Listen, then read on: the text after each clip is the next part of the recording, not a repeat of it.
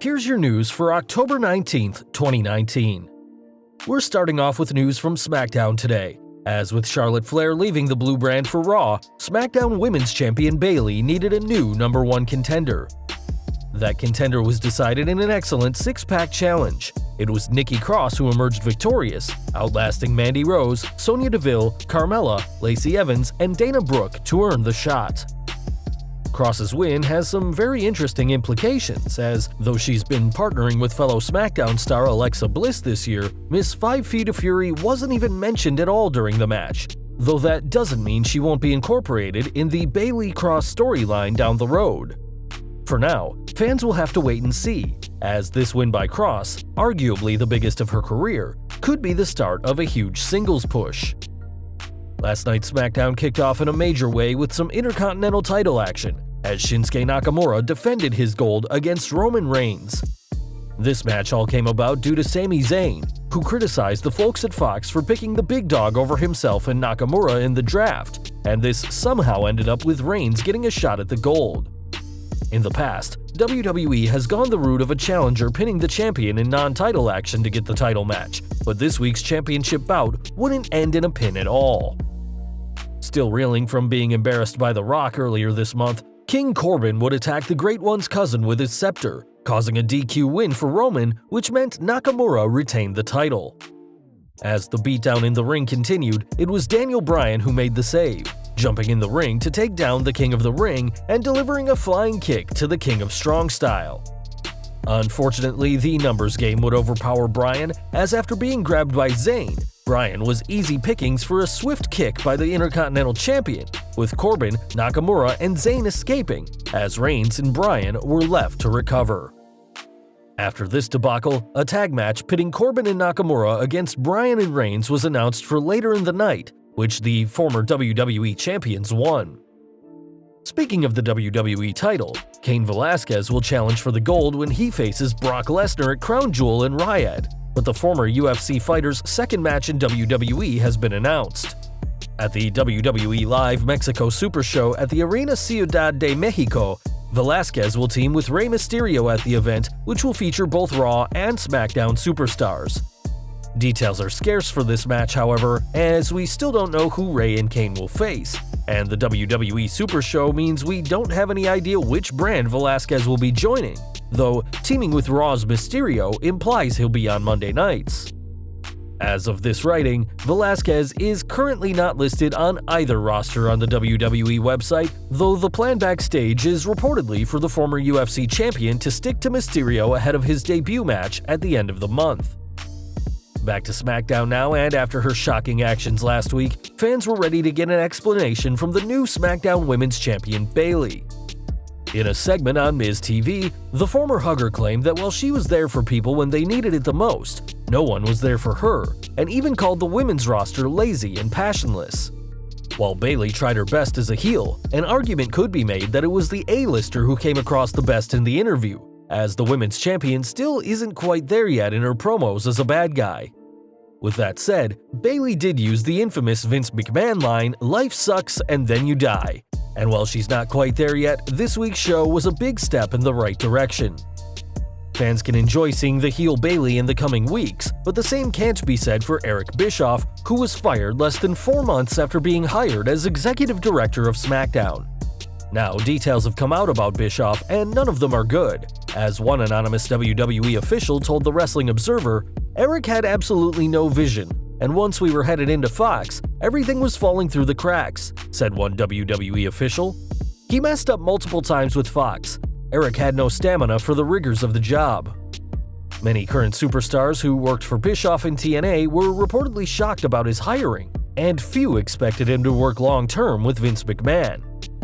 This was confirmed when Bischoff himself admitted he had a lot to learn about the current roster and industry trends when he got the job back in July, and Wrestling Observer Radio's Brian Alvarez claimed this week, "I heard that he just didn't know anybody. He didn't know any of the talent, he didn't go out of his way to learn anything. He would leave and nobody could get a hold of him. I heard zero good things about Eric Bischoff when he was doing whatever he was doing. I don't even know what he was doing." The fact that nobody could get a hold of him was apparently down to the 64-year-old's lack of stamina for the job. As fans will know, Vince McMahon is notorious for his round-the-clock schedule, and while the boss is willing to start late in the evening and work until 3 a.m., Bischoff stuck to a more conventional workday, finishing at 7 p.m. and leaving all his worries at the office. All of this led to a conversation behind the scenes about how the company would deal with Bischoff's inevitable termination after his high-profile hiring, and we found out the answer on Tuesday. Bischoff will now be replaced by Bruce Pritchard, who's been serving as Vince's right-hand man since being hired at the start of the year. Pritchard is expected to continue running the Blue brand with former Raw head writer Ed Koskey, which was already the case even when Bischoff was supposedly in charge. Although Meltzer was very anti-Eric, it should be noted that there's been a long-standing beef between the two, though what The Observer reported lines up with what's been said by Sports Illustrated and many other outlets. Ultimately, it seemed Bischoff was doomed to fail in WWE, and it's not hard to imagine the WCW magnate was only hired because his name would impress shareholders, and after WWE showed they had no interest in developing his role, Bischoff made for an easy scapegoat for SmackDown's ratings drop. Wasting no time, Bischoff has already been announced for StarCast 4 the weekend of November 9th, where the fired director will be able to give his side of the story. It's been a pretty rough time for Bischoff recently, but one person who's been riding high is Raw Women's Champion Becky Lynch. From underdog punster to WrestleMania main eventer, the man has had quite a journey over the past 12 months, which Lynch commented on this week. In a tweet, Becky referenced the infamous Cutting Edge segment that happened on October 16th last year, and while the goal was to get fans to boo her, the fans refused to side against the Irish superstar. In a tweet, Becky celebrated what WWE have called her Maniversary, and though it's interesting that WWE didn't pick August 19th, the date of last year's SummerSlam, it makes sense that the WWE wouldn't want to bring attention to a show where the fans hated the booking. A few weeks after the Cutting Edge segment, Becky would once again call herself the man as blood streamed down her face on Raw, and in a follow-up tweet, Lynch thanked the fans for not letting her turn on them. Though the man has had an incredible year, fans shouldn't expect to see her at Crown Jewel, where her fiancé Seth Rollins will once again take on The Fiend. To focus on his Universal title match, Rollins was pulled from Team Hogan earlier this week, but a Skype appearance by the Hulkster confirmed the remaining spots of his team, saying that Shorty Gable and Roman Reigns would round out the group, with the Big Dog being chosen as team captain. Gable and Reigns will team with Ali, Ricochet, and Rusev to take on Flair's team of Randy Orton, King Corbin, Shinsuke Nakamura, and Bobby Lashley, with one member yet to be announced. After this news, the two legends went back and forth on Twitter, with the Hulkster saying he understood why Rollins was pulled, but promised something big for Flair. In response, the Nature Boy claimed that the former captain was running scared from Team Flair, and offered some not-so-great suggestions for replacements, including Gillberg, Johnny Rodz, and Bob Backlund. Obviously, these stars of the past won't be a part of Crown Jewel, though Hogan and Flair will, and after everything that's been said, could these two come to blows and riot? Only time will tell. Gable may have been picked for Team Hogan on this week's SmackDown, but that wasn't the only major change for the former tag team champion. After defeating Curtis Axel in a very quick match on SmackDown, Gable cut an inspirational promo about being yourself and owning who you are. In the end, Gable admitted that he is short, and Shorty Gable is his name, but he went one step further, shortening that name to Shorty G. The Shorty G name was trademarked by WWE several months ago, so it seems that the company has been planning this for some time. We're looking ahead to next week's SmackDown now, as the Blue brand will be undergoing a major shift in just a few days.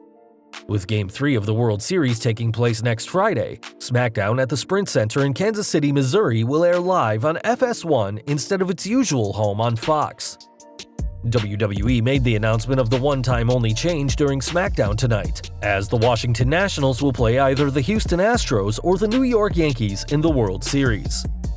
NXT and AEW will face competition from Game 2 of the World Series next Wednesday as well, and if necessary, Game 7 of the series would take place on Wednesday, October 30th. Fortunately for Raw, they won't be undergoing any changes as all World Series games will air on Fox and not the USA Network. And finally today we're looking at WWE Backstage, which is gearing up for its big premiere next month. Backstage, which will give fans an exclusive look at the WWE world, will be hosted by Booker T and Renee Young and will air weekly on FS1 at 11 p.m. Eastern Time starting November 5th. Young and Booker will be joined by a collection of guests, including past and present superstars, and a special preview episode of Backstage was shown last week. The show is just the latest major partnership between WWE and Fox, and it seems the deal between the two entities is showing no signs of slowing down anytime soon.